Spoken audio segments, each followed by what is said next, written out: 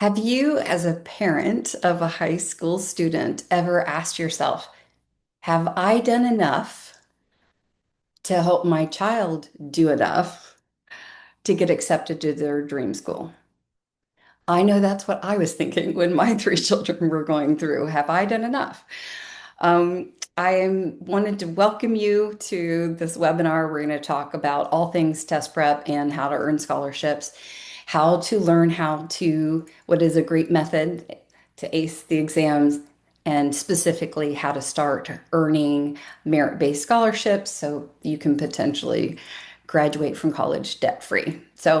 I've helped students get into top competitive schools and also um, it's just not about getting in, right? It's about paying for that school. So we're going to be talking about all things that are going to come back around to how can we afford this journey. So I'm a founding member of the National Test Prep Association. I'm certified. I have my master's of education. I'm part of the Step Up for Education program, and I'm a preferred provider, and also a scholarship expert as well as a scholarship judge myself. And I, as a premier coach, which I always feel so funny saying that because it sounds so conceited, I'm a premier coach. But in my industry, it means something. And it means that I have met certain key milestones to which means that I've helped multiple students earn perfect scores as well as have significant score increases. That just means they didn't go from a 1500 to 1600, right? It means that they went from like a 1230 to a 1600.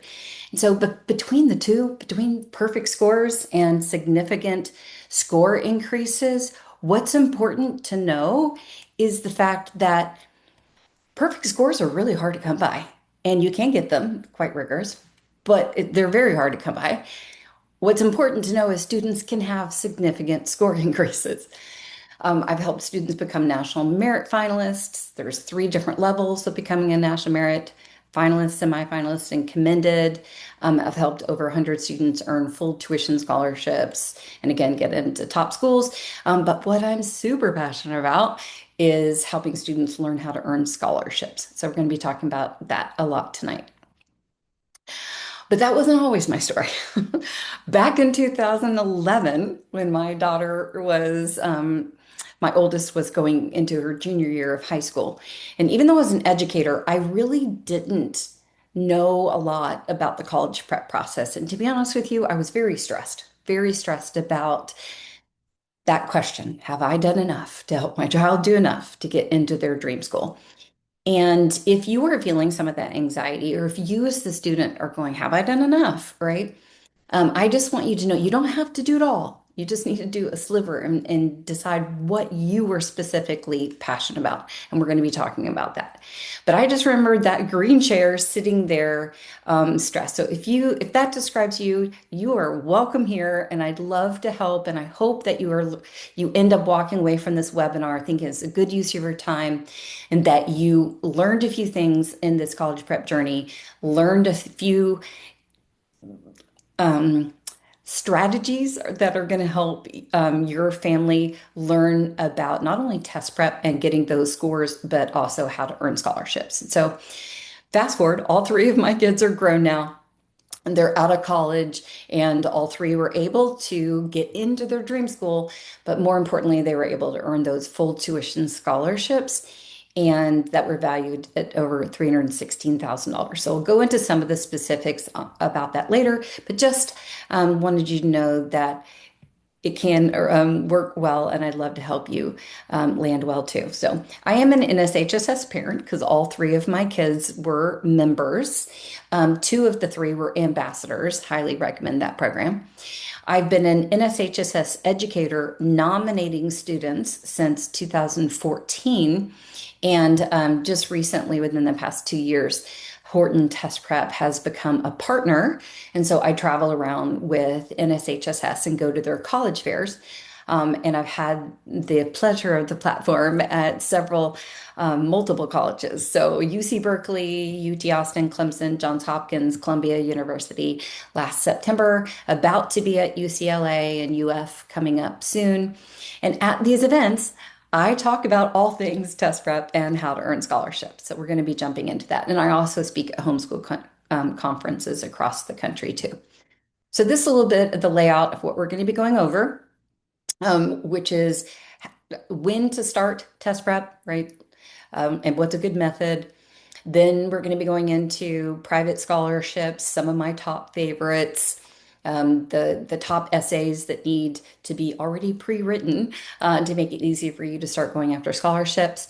Then why those scores matter. Like how can we take those high test scores and then cash them in? What are the specific things that we can do? I'm going to show some examples of the colleges and the financial aid packages that are tied to the test scores. Then I'm going to be explaining some information about a digital course that teaches families how to earn scholarships as well. And then I have a little gift for you if you stay towards the end. I have a scholarship spreadsheet, which I normally charge $29 for, but I'm giving it away free tonight. It's more than just a scholarship spreadsheet. It is very organized though. But I will tell you it's preloaded with some top merit-based scholarships. So the fact that it's has those scholarships already listed there to help you find them is really what's valuable. So I have families say, hey, do we really even need those scores anymore? But there's actually three reasons to spend time getting test scores. And the top one here is what everybody thinks of. Yes, you're going to be more competitive applicant to college when you have those higher scores, right? So that's what people think of. But the second, people don't necessarily know is that you can negotiate higher financial aid packages when you have high test scores, right? And the fact that your lot of times, not always, but a lot of times, your test scores are tied, right, to the financial aid package. But then the third and final thing is learning that process of going after merit-based scholarships. And they're called private scholarships or outside scholarships. And I did have a parent ask me one time, oh, does that mean that the scholarship money only goes to private schools? No, that's just a term, private scholarships, outside scholarships. That means that it's on top of the college or university. They call it a scholarship, but it's really your financial aid package. So it's good to know that there are three reasons to go after those scores. And I want you to know that I highly recommend starting early to plan ahead, try to reach the highest test score and have it on the books October of your junior year. So I typically recommend starting test prep either spring semester of 10th grade, so the student has wiggle room because it's usually a 5-month journey from start to finish. That's just industry standard. Or hitting it hard in the summer between 10th and 11th grade so that they are ready to reach their highest score on both the PSAT and SAT and just get those great scores in the book so we can start going after scholarships. So the test prep journey is, again, 5 months. If a student is training once a week, right? It's going to be 20 weeks, which is the 5 months. If a student is training, being coached twice a week, then they can be fully trained in 10 weeks. So I have parents asking me, hey, which exam should we start prepping for? Well, I do think it's important to find which one your child is scoring higher on, but I normally recommend starting with the SAT because of the fact that the PSAT is also written by College Board. And when you are prepping for the SAT, you're also prepping for the PSAT because the PSAT is just shorter. It's not any easier. And because the PSAT, when it counts, is the October of the junior year, that's why that exam is the best one to work on first. And then you can always jump ship and go to the ACT later. One of the reasons that a lot of families do prefer the SAT is because it offers significantly more time on the math. and that's where students need it. So the paper ACT was 60 seconds per math problem, and when it went digital, it increased to 67 seconds per math problem. However, the SAT is 95 seconds per math problem, so significantly more time for the student where they need it the most.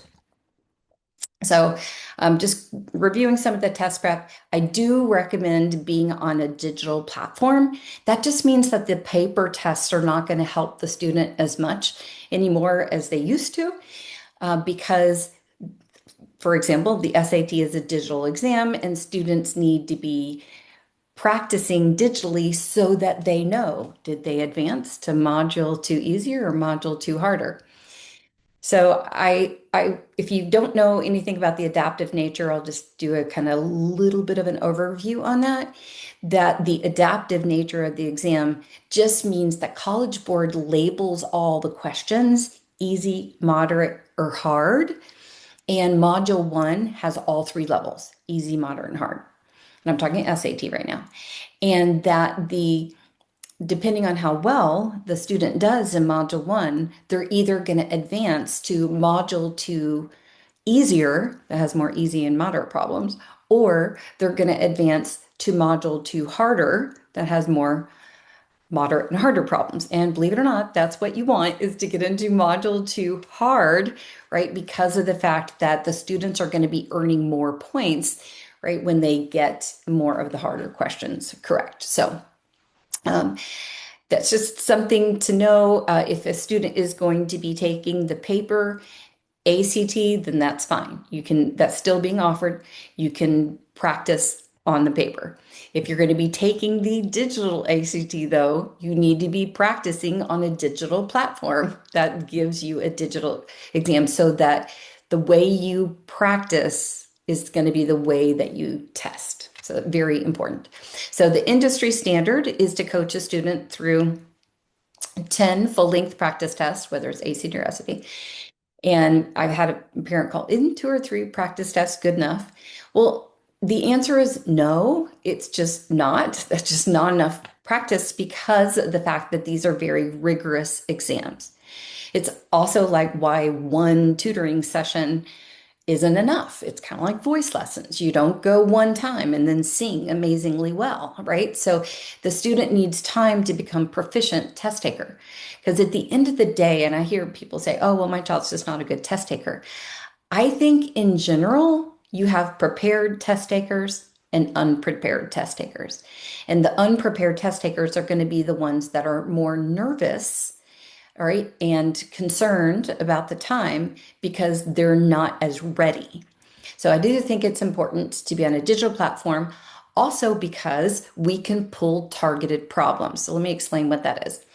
So if a student comes to class and we run practice test 2 math, right, and 2 students was Evan and Ava.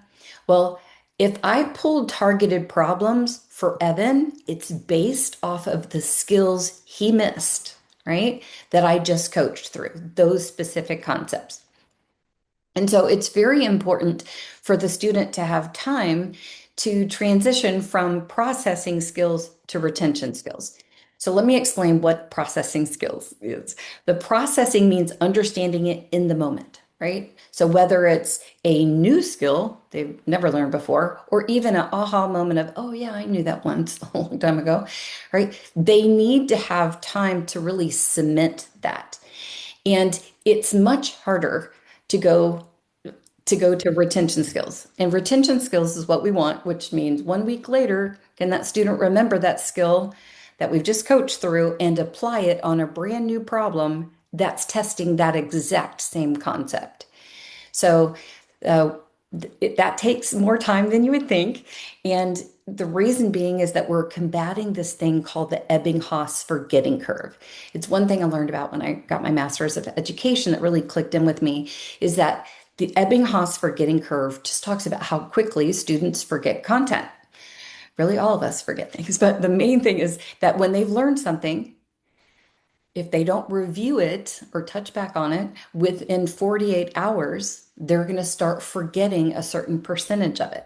So it's one of the reasons it's so important in that test prep journey to be having that constant ongoing review, which is one of the reasons that I require students to be on this math software program so that we're having a chance to review the skills and then we're applying those skills on way harder problems.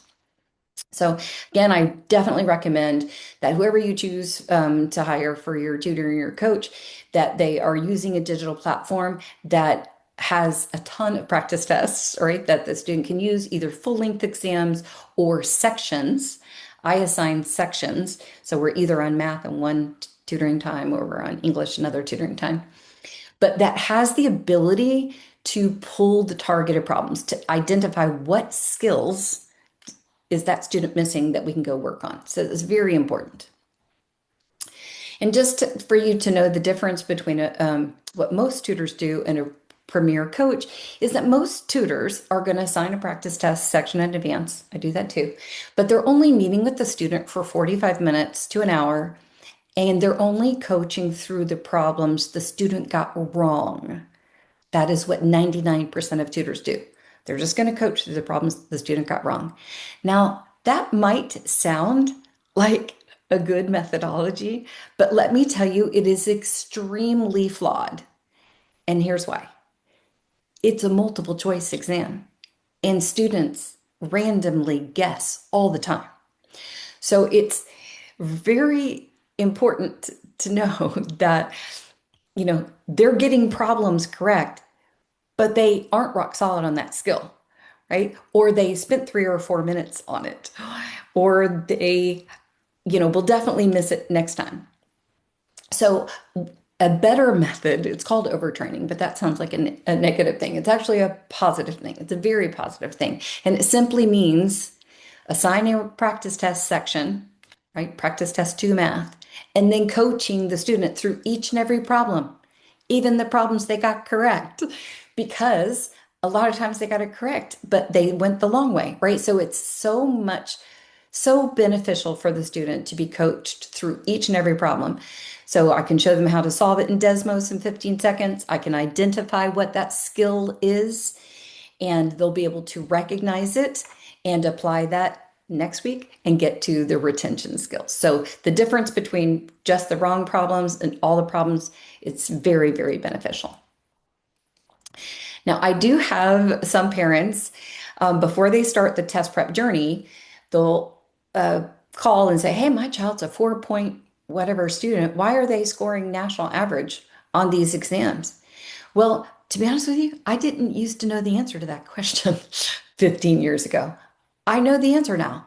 And it's pretty interesting. It's because when a student is in an academic class, let's just say Algebra 2, they've been in Algebra 2 on Chapter 9 for the past 3 weeks. When it comes time for that Chapter 9 exam, right? And if the student has paid attention in class, did their homework, right? Then those are going to be recent concepts in their mind, and they're more likely to do better on that Chapter 9 exam versus a college entrance exam that is testing such a diverse amount of skills that when it comes to the math, it's arithmetic. 20 to 23% of the exam is arithmetic. It's the algebra 1, trig, geometry, right? It's just such a wide variety of skills, and students have forgotten concepts. And so that is why students that might have a 4 point whatever on their transcript are not showing that on these college entrance exams, because they are quite difficult. And surprisingly, when students start the test prep journey, and this is going to come across really strange, but a lot of students are missing some arithmetic concepts. And I thought that was a little odd at first, but it kind of makes sense. They've had a lot more algebra in high school, or pre-algebra, algebra 1, algebra 2. But what I see sometimes is that they're missing arithmetic skills that they know. And I mean way more than addition, subtraction, multiplication, division. No, I mean skills like volume, area, circumference, mode, median, mean. And I see this often, especially with median, where a student might know what that is. If I give them a list of five numbers and I ask for the median, they might know to reorganize them from least to greatest and choose the number in the middle. And that represents the median. Okay. Except for College Board tests that skill with a box plot. And so many students haven't seen a box plot since seventh grade, they have forgotten a detail, a very important detail, that the vertical line, the up and down line, represents the median in the box plot, right? So I see that quite often. It's just all that means is that a student needs more access to College Board type questions so that they are prepared and are able to go from processing, which means understanding it in the moment, right? Maybe their ability to read math, which just means understanding how and why you go from one step to the next step in a math equation. That's reading math. So they might understand it in the moment. That's processing skills. But what we want to get to, way harder, is retention skills, as in 1 week later, can we remember that skill and apply it on a brand new practice test? So it takes time. So I love this quote from the Dean of Admissions at Yale. It turns out, actually, that the SAT or the ACT is the single best predictor of a student's academic performance at Yale. And the reason I have this quote in here is because it is true that the high test scores communicate that the student is ready for the rigor of college. And I think it also helps communicate to the student a self-confidence in themselves that they are ready for the rigor of college. So some of the things that we've talked about with test prep methodology and test prep is when to start, that I do recommend starting test prep during spring of 10th grade, right? If your child is a junior or senior and you're going, ooh, totally fine. I have had parents reach out to me, you're not going to believe this, spring semester of senior year, and they were trying to earn the Bright Future Scholarship in Florida. And they're like, well, we thought they were going to get a sports scholarship, but that didn't go through. So now we need Bright Futures and we have like 8 weeks, right? Can it be done? Yes, absolutely. You can hurry up the process and get on with it. So you can start at any time. I'm just telling you what I generally recommend so that you have a little bit of space and breathing room, because I'm a scholarship consultant and there's a benefit of getting those high scores on the books in the fall of junior year. So I've talked about the importance of being on a digital platform. I've talked about how it's normally 20-week journey if the student is being trained once a week, how a student can be fully trained in 10 weeks if they're being coached twice a week. That I'm going to show you why in a minute. It'd be ideal to reach your highest score October of 11th grade so that they can also potentially score high on the PSAT that is taken in October of 11th grade. And I think it's just important for the student to know in advance, right? If they know in advance, October of my junior year is going to be a test heavy month, right? I'm going to take the PSAT in the middle of the month. I'm going to take the SAT the first Saturday in October. If they know in advance and they're going to get a milkshake afterwards, they're fine with it. It's when it's thrown on them at the last minute, they don't like that. So I think it's important to know there's a reason why to get those high scores on the books early. And we'll talk about those specific private merit-based scholarships in a moment. But leading into financial aid packages, I think it's really good for families to have in mind what the national average is so you can evaluate your package. So according to the U.S. Department of Education, a four-year college, the national average for your financial aid package would be that $16,500. So that if your package, right, is $12,500, you'll know, oh, this is $4,000 less per year than the national average. Or if you get an offer of $19,500, you'll know, oh, look, we are $3,000 more per year, which means that we're going to be up $12,000 over the national average. So I really like this one, this example, and I especially like that question. When can one question on the ACT or SAT be worth $36,000? And so, what we're going to see here is this school, University of Alabama, is very open with the fact that, hey, we tie your financial aid package to your test score. And so, that foundation and excellence of the 15,000 financial aid package, that's the closest one to the national average. And what we can see is if the student goes from a 1350 SAT score to a 1360, which is roughly one additional question correct, that financial aid package is going up $9,000 per year, right, over that 4-year period, which ends up being valued at 36,000. So that's pretty exciting. And it's just an example of where it really does affect your pocketbook when it comes to the test scores. And some schools out there claim to be test optional, but they really aren't. So I'm going to give an example of that. It's a private school, Covenant College. They are test optional for admittance. So it is true. However, if you're going to go to a private school and it's roughly $48,000, you definitely want to be in the running for their top scholarships or to be able to interview for their 12 full tuition scholarships that they give away every year, 6 boys and 6 girls.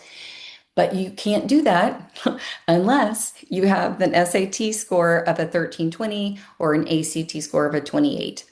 And it's CLT score as well, but I forgot to add it to the slide. So if you have those qualifying scores, you would receive an invitation to the scholarship weekend where the students get to interview face to face for the full tuition awards. So I also do interview training because I used to teach speech and debate for 12 years. So as we can see here, this private school also ties the financial aid package to the test scores, and it's really a little bit more a and or, right, where it comes to GPA and scores. But I just want you to know that you can negotiate, especially more with a private school than a state school, but it's good to know that you can. I know people that have negotiated with Princeton and it worked, right? And so just know that you can and should. So, the reason I'm so passionate about helping families learn how to earn scholarships is because the national average is 20 years for student loans. And a student would start paying back those loans 6 months after graduating college. So, as I mentioned, I was very fortunate to help my kids earn full tuition scholarships. So they were full tuition, not full ride, just full tuition. But my son, who graduated in 2024, his appreciation for having no debt really didn't kick in until 6 months after graduation, when all of his friends were starting to have to pay back their student loans and then complaining about it. And he realized, oh, I don't have that. That's thanks, Mom. Thank you so, so much. So I just want families to know there are other options besides 20 years of student loans or more. Okay. And I'm going to pause here. At UT Austin, this is actually last year, UT Austin last year, a mom came up to me and said, I want you to know that I've been paying off my student loans for 33 years and she just got them paid off. Earlier today, I did I do free consultations, test prep consultations, and I met with a client who said that she was 48 years old and she's still paying on her student loans. She has 10,000 more to pay off. So I have no idea how long it'll take her to pay that off. But I want families to know that there are more options than the 20 years of student loans or more, or draining the family savings. So we need more options. So moving into private scholarships, something I'm super excited about. When should students start the process of going after private merit-based scholarships? You can go after scholarships, in eighth, ninth grade. I just think in general, it's good timing for the student to get organized and on a plan to start going after scholarships starting December of their junior year. And that way, for a year and a half while they're still in high school, you know, their parents and guardians can encourage them to continue the journey. So how to start earning scholarships really begins with the most important essay a student's going to write in all of high school, and it's going to be your personal statement essay. And it's something that will morph into your college entrance essay. So it's a very important essay, and it answers four of the top 10 scholarship prompts, which is pretty cool. Just means you're going to be using that essay a lot. Um, the student needs to write a student resume that tells their overall high school narrative story. They need to have stellar letters recommendation and have an unofficial transcript. So this is actually the President Coolidge Scholarship is my all-time favorite private scholarship. And I think I love it so much because I want every junior to go for this, right? Because of the fact that it's a deadline and it helps students know that by December of their junior year, they need to have their ducks in a row and start going after scholarships. And it helps them realize, oh, I need to have written my student resume. Oh, I need stellar letters of recommendation already. It's not senior year, right? And realize that that process is so vital. So this is my top scholarship because it is a full ride scholarship, which includes full tuition, right? And room and board, which by the way, when my son was at a private school up in Boston, we were paying $7,500 per semester for housing and meals. That's 15,000 per year. That's 60,000 over a 4-year period. So the kicker here is that if the student wins the scholarship, it could go to any college they choose. Just has to be an accredited college here in America. So really an over-the-top scholarship. Yes, it is quite competitive. There's only 2 winners, overall winners, but it should be your child because they're awesome and they should win. But I really want you to know they also have 100 winners of what's called the Coolidge Senators. They win $1,000, a trip to Vermont to network with the who's who of tomorrow. And I have helped multiple students become the Coolidge Senators.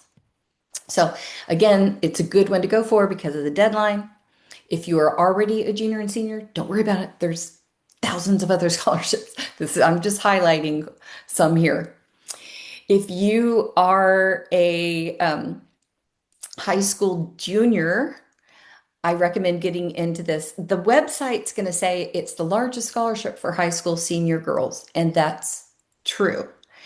But I do believe that you need to get your name in as a junior, and they literally give away millions of dollars.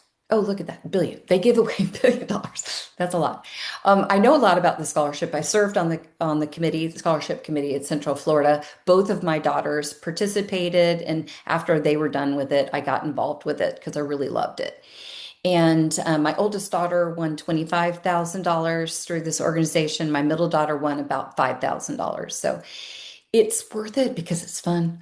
But more than that, you really get to meet some other highly motivated students that are top scholars, like other NSHSS students.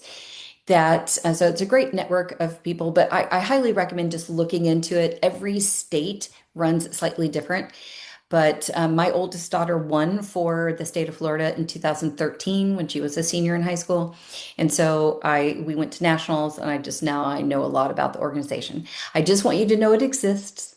Look into it, but go ahead and contact somebody that runs your state program so you get more up-to-date information and find out when do you have to have your name in, because that was kind of a trick where people thought that they had time to do it their senior year, but you really had to get your name in as a junior.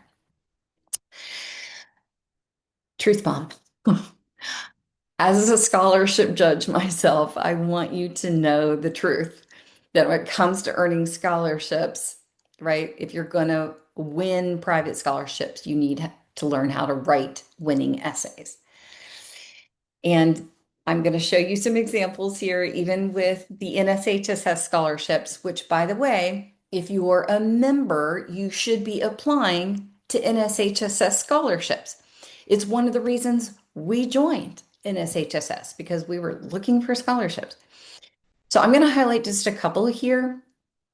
so that you can see this one. There's three winners. They're winning $2,000. And it says you need to write a response 500 to 800 words. That's the typical essay length. To the Do you have a passion for coding, artificial intelligence, robotics, and/or technology? So I just want you to know that it's a good idea to just go search NSHSS scholarships if you haven't already done that. And then scroll up so that you see the current open scholarships. And since you are a member, you should definitely be applying because you're going to have less competition. Because if you're not a member, you're not allowed to apply for these scholarships. So my oldest won um, I think it was the Kleist Nobel scholarship, and then my middle daughter won a science, a STEM scholarships. She's an astrophysicist and has national security clearance, which kind of cracks me up actually. So this is an example of one. Here's another. The Kleist Nobel Future Female Leader. I think that's actually the one that my daughter had won. And they're giving away 15 $2,000 awards. That's pretty awesome.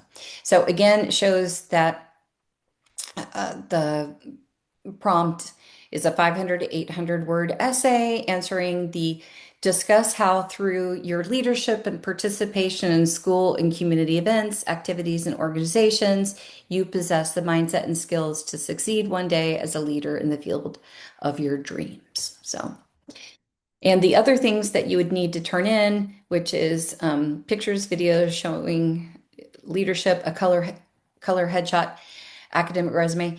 Now, usually the color headshot like isn't shown to somebody that would be on the scholarship committee. It's usually just turned in so that if you win the scholarship, they put your picture on the website. Current transcript can be unofficial and or official or unofficial. Most of the time, families are turning in unofficial transcripts, and then if you actually end up winning some big award, they're going to ask for an official transcript later. And when it comes to letters recommendation, I am very opinionated on that because it just matters so much. Because I think it's very important to have every aspect of the scholarship application be stellar and memorable. And I'm a big fan of stellar letters recommendation. So I'm just going to talk about this for a quick second. I can see here on the NSHSS scholarships that they're asking for an educator recommendation. Usually you're going to have an academic reference, an educator, and a character reference. You're definitely going to use that academic reference the majority of the time. So it needs to be awesome. I'm not a fan of blind letters of recommendation. I understand why schools have them and policies because one teacher will get a reputation for being a great letter writer and then 100 students would ask that teacher. We don't want to overwhelm the teacher. So I understand the rule. And if that is a rule at your school, fine. There's ways that we can mitigate that by giving a rag. We can show them the personal statement essay that the student writes. We can show them the stellar student resume. So there's ways that we can help guide the teacher and even give them a sample of a stellar letter of recommendation. And the reason I say that is because if you're going to be going for top scholarships, full ride offers, you need to know what's being said about your child, right? And student, you need to know what's being said about you.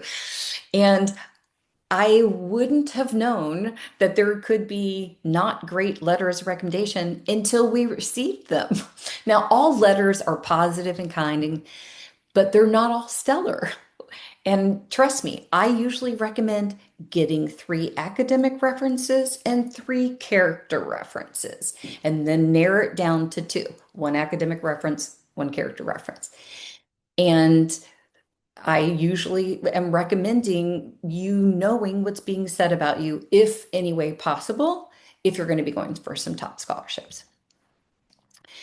So, how to earn significant college scholarships without being perfect or spending hundreds of hours applying. A lot of families think that the student needs to have cured cancer and have a 4.0 average. That's Not the case. A lot of times the scholarships are going to just have a qualifying. You need to have over a GPA of 3.0, right? And then it's not looked at. And it just means that there's other things that they're evaluating. So keep in mind, you don't have to be perfect. So I am going to be talking about this course, the Secret Starting Scholarships, and this training, just in case you're interested in it. It's it's really for motivated students that are actually going to do and be coachable, and for families that are wanting clarity on exactly how to move forward with going after scholarships. And as I mentioned before, I am a scholarship judge. I have to read hundreds of essays. I usually read 30 at a time, and they kind of blur in my mind. So there's specific things. That's why I ended up going, I need to write a curriculum that teaches this of specifically what I'm looking for in the winter. And so I kind of found a pattern and wanted to teach that to you. So what a student would learn in the course would be actually what judges are truly looking for and why some strong students, right, are the ones that are losing the scholarships and what are the specific frameworks that make those applications stand out. Um, because a lot of families will start by just going after a ton of scholarship, applying for everything, local and the national scholarships, but they don't really have a plan. Um, and it leads to disappointment because you're not going to be winning. First, you have to learn how can you win? What are the specific things that you can do to stand out? Then it becomes a numbers game. And as I mentioned before, that scholarships are not about being perfect. It's about a desire to make an impact in the world, but the student's entire application, right, from the letters of recommendation to the student resume to all the pieces of the puzzle need to be clear, memorable, and strategic. And the most important thing is the essay. So, really, this course teaches a lot of things, but it's also a writing curriculum because I'm teaching students exactly how to take an essay from good to better to best to better than best. And when a student writes a rough draft, it's either good or barely good. It's usually got a ways to go. And they need to identify why is that only good.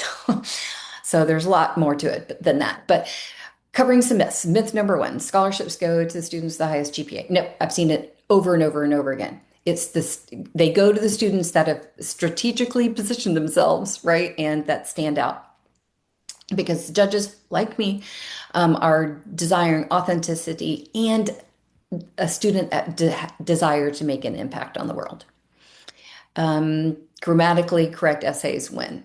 No, I mean, it does need to be grammatically correct. Last year, I'm the director of the Word Nerd Scholarship, and I cannot tell you how many essays came in, and the prompt is literally tell us why you love advanced vocabulary and how this affects your life and why you would identify as a word nerd.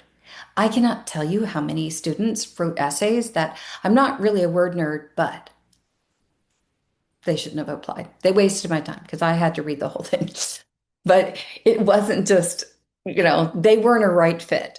Or sometimes some of the application, the essays were written with no capital letters. They didn't follow standard English grammar rules. So, no, that's not the time to be creative with that. Myth number three, more applications means more money. No, I already mentioned it doesn't start off being a numbers game. It becomes one later once you've learned um, how to have every aspect of the scholarship application be stellar and memorable so that you are specifically going after the right scholarships that are a fit for you. And reach out to me if by chance you love advanced vocabulary, and I'll send you information about the Word Nerd Scholarship. Scholarships are only for low income. Nope, there's three different categories of scholarships. There's merit-based, there's need-based, and then the third is the impact, or I sometimes call it the perseverance. You have a desire to make an impact in the world. And it's not a merit-based scholarship, and it's not a need-based scholarship, right? It's the third category of scholarships. Now, some are both merit-based and need-based, right? But in general, think of it as three buckets, right? Merit-based, need-based, and impact focused. Winning scholarships requires endless time and applications. No, not true. Once you get organized and you already have those three pre-written essays, man, you are just tweaking and tailoring your essays to the prompt. You can go after 50 scholarships. You're just tweaking these three. Really can be done in roughly 20 minutes per week. I do recommend starting December of junior year to start going after one scholarship per week. And that is the kind of thing where the student can check in with the parents. I usually suggest Sundays by 6 scholarship search and submit. That just means if the scholarship is due Tuesday at 5, you are not turning it in Tuesday at 5. Why? Because I've seen it happen where students actually wrote an essay, right? We're going to turn it in Tuesday at 5, but they were at an orthodontist appointment, so they didn't turn it in. So no, no. If it's due that week, you turn it in Sunday by 6. So you have two choices. You can keep worrying about the cost of college or follow a proven system that works. And that is why I created Secret Learning Scholarships because I am truly passionate. Yes, I am a test prep coach and I do test prep. And if you need test prep, I'd love to talk with you about that. You do need to schedule a free consultation. But I will tell you that as far as earning scholarships, it's something that you can jump right into because it has templates and examples, and there's a lot of content there. And then obviously, how to find scholarships. So, is it okay with you if I make you an offer that could potentially help your family save thousands of dollars on the cost of college? Okay, I thought so. Just wanted to double check. We do have a 30-day money back guarantee. And the point is really this: one missed scholarship can cost thousands of dollars. I'm sure there's some people here at the webinar going, oh man, I didn't know about that President Coolidge scholarship. I didn't get to apply because I didn't know about that. I have heard that so many times. Oh, I didn't know about that. I didn't know about that, right? So this is a way to be in the know because this course costs a fraction of that, and it also comes with that risk-free guarantee. So if you want to, you can scan the QR code. It's going to be on the next several slides to learn a little bit more about the Secrets to Earning Scholarships course.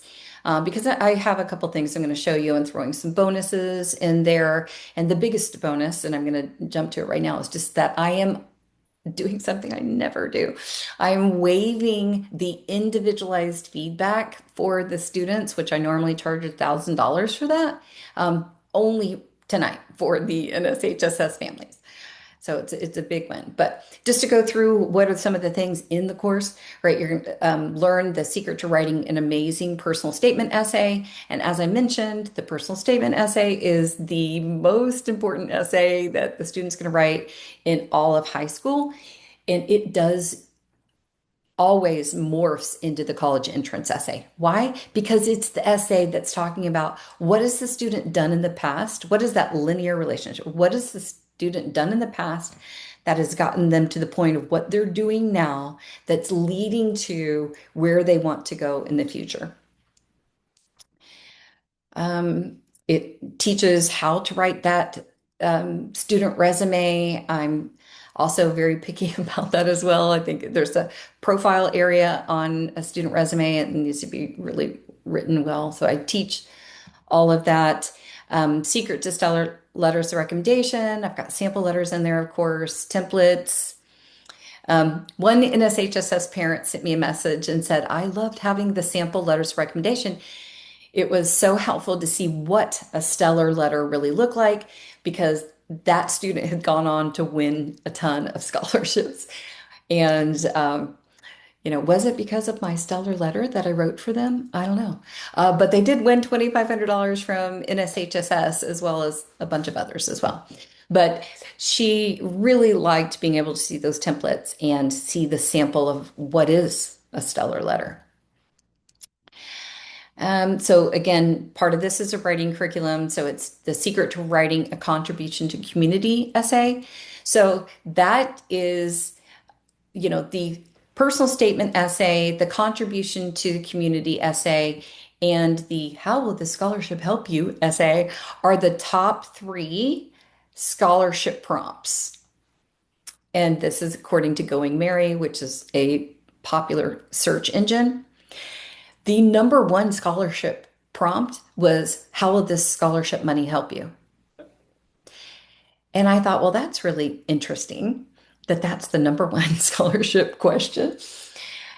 But it makes sense if you, I can see how different scholarship committees out there are wanting to make sure that they're making the biggest impact. How are they helping the student the most? So it started clicking with me. So it's really important to have these already essays already written because these questions come up often and you're going to be able to go after other scholarships and you're just tweaking the essay and making sure that you're tailoring it to the specific prompt question. So those were the top three. I already mentioned that I am taking the students through understanding what is a good essay, right? Which is the rough draft is usually good or barely good, and the specific things that we can do to strengthen it to bring it along to the better. And of course, I have all kinds of samples in there. And so it's a video course. I'm actually literally holding their hand through the entire process. And I am going to give individualized feedback on four things. It's usually the student resume and three different essays, but if you want to use all four in the same thing, totally fine. So it does teach a lot on where are these scholarships? How can I earn those merit-based scholarships and the need-based scholarships? What are the big ones, right? How to use search engines to your benefit. Search engines will actually do the heavy lifting for you. Once you've gotten organized and you know how to win, then you can use search engines that will be sending specific scholarships to your inbox. I really like bold.org and scholarships.com. Those are my top two favorite. So, and of course, finding the local scholarships and the top competitive ones. Now, I'm a big fan of passion projects. We also call them purpose projects. So I highly recommend doing a passion project. It's so important for the student, I think, because it helps them confirm their major. And I've seen this take place. I had a student who was considering majoring in finance, and so they actually ended up hosting a passion project, a purpose project, which was a finance camp, really an investment camp for teens to learn about investing in the stock market. So who knew that 20 teenagers signed up to go to this camp to learn about investing in the stock market? So she asked this financial planner to come in and teach this 3-day long camp. And what I'm saying here is that it's going to be a win-win either way. Even if she hosted this event and hated it and thought, I do not want to major in finance, great, that saved you a ton of time and a ton of money. Fortunately, that didn't happen. She's like, oh my gosh, I want to learn and know what this person knows, and I want to do this someday, right? So it affirmed the major. So you can do all kinds of passion and purpose projects, but I truly suggest it being in the field that you're considering going into. So big, big, big fan of those. I've also become a partner with some of the other NSHSS partners on collegiate research. So I've got some information in the course about that as well. And then the marketing yourself is really me helping you understand how to use LinkedIn and create a course and create a profile on that. So, developing executive functioning skills. I know that there are workbooks out there, which I'm not a fan of. That's not the kind of thing you want to learn through a workbook. You learn by doing, right? And so there's a lot of executive functioning skills that you can learn, right, by going through this process of getting organized and going after scholarships. So, um, the secret to being better at math, that's just learning how to win. The bonus, which I'm giving away tonight, is the preloaded scholarship spreadsheet. That's an example of it. This is a additional digital course called Ethical AI, which is developing study skills. Definitely something students need before going off to college is really rock solid study skills. so that they know how to study, how to use AI as your advantage. You don't necessarily need to write a study guide anymore. And if you, as the parent, are going, oh no, that's bad, let me tell you this: the reason we wrote study guides years ago is the fact that you can keep reviewing the material to stay on top of it. You have to go back to what is the goal? The goal is learning the content. And there's a lot of different AI websites and programs that help the student review the material. So if the goal is to learn the content, learn the skills, there are a lot of materials that are going to help. So that's another digital course that is coming out soon. And just saying that there's a way, right? AI is sometimes controversial because people think of cheating when they think of AI, but there's a lot that we can learn and use with AI. So also interview skills. I teach interview skills. I think that's some of the reasons that my kids did so well with going after scholarships was not just their high test scores. Did they have high test scores? Yes. I made them study a lot. But I do think that it was their interview skills that really helped them. And also, they were highly involved in homeschool speech and debate through the NCFCA.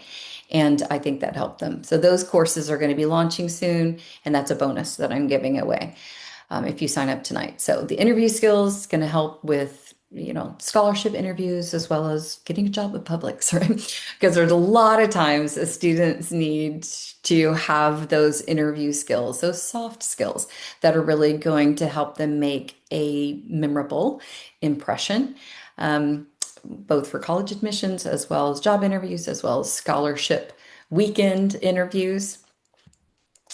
And one free SAT prep class is just a bonus that I'm giving away if you end up purchasing the scholarship course tonight. And I already talked about what the SAT class is all about. And what I've been talking about this whole time is just that I'm waiving the $1,000 fee to give individualized, personalized feedback. And I'm getting really good at that. So, but tonight and tonight only, I'm actually going to offer a special. So the cost is going to be the $497. But there's a lot of content, a lot of value.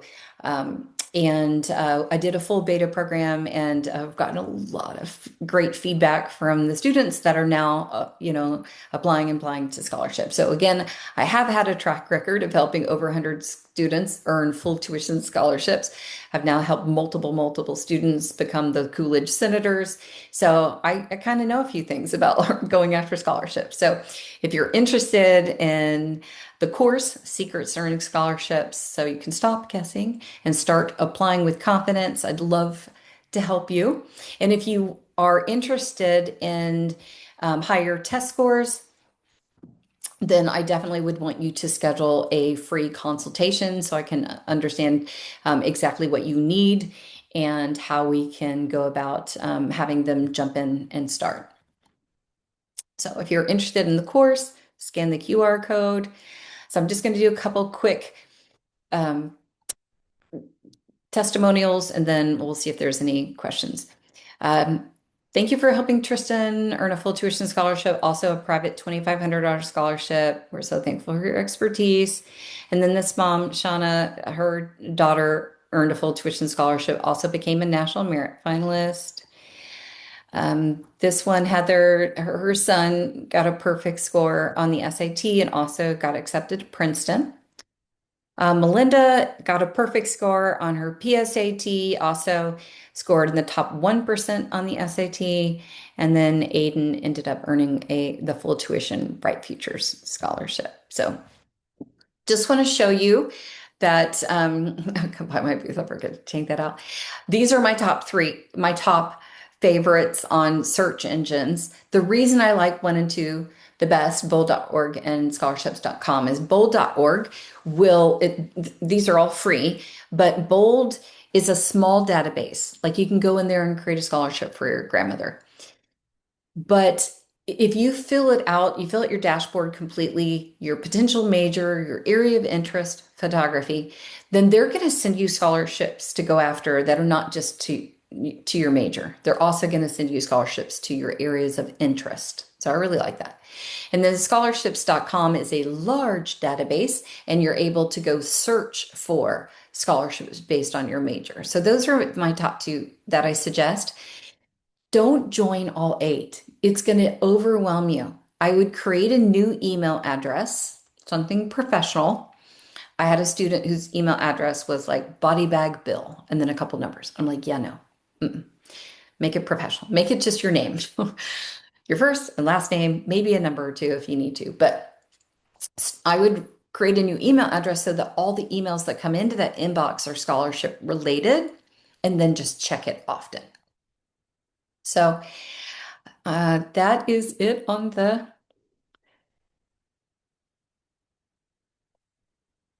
Let me see if there's any questions.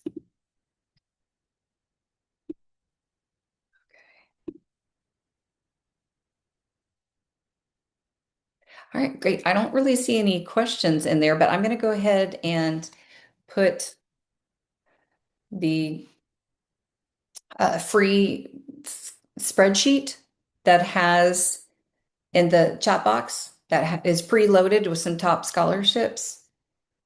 And then I'm also going to put the link to the scholarship course in case you're interested in that. And I'm also going to put my calendar. So if you're interested in test prep, and then I definitely recommend having a free test prep consultation so I can find out more specifics about your child. But it doesn't look like anybody asked any questions, and I know we're getting close to time. So I'm so glad that you were all able to come. You are welcome to reach out individually. Please follow me on Instagram. It's just my name, Leah Lemaster Horton. Leah is Leia, Lemaster, Lemastr, Horton. I'm wearing a white blazer in the shot. Because I put out information about test prep and I put out information about scholarships as well. So that's one to follow. If you're on Facebook, you're welcome to follow Horton Test Prep. And if you are interested in, scheduling the consultation, I would just use the calendar link. So I'm so glad that you were all able to come today.